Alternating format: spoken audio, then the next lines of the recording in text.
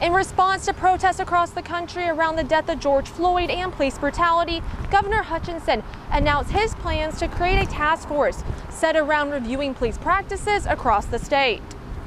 I think a review of police departments across the state as well as across the country is a great idea.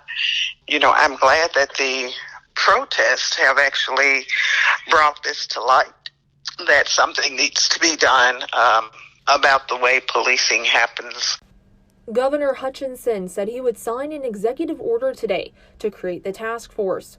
He says he plans to speak to community members and law enforcement. He'll look at police practices and trainings at departments all across the state. This comes as multiple cities around the country are also reviewing their police practices as well. Now, one Jonesboro woman who wanted to remain anonymous said she would love to hear more information about the task force.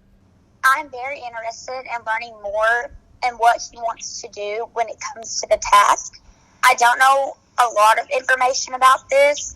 I'd rather find out more information and how it will help the community and other police force officers before whether I can support the task or not. Jonesboro Police Chief Rick Elliott says similar talks are happening here in town as well. When you have a sit down and you talk to each other instead of at each other, then more things can be accomplished and be more effective at it.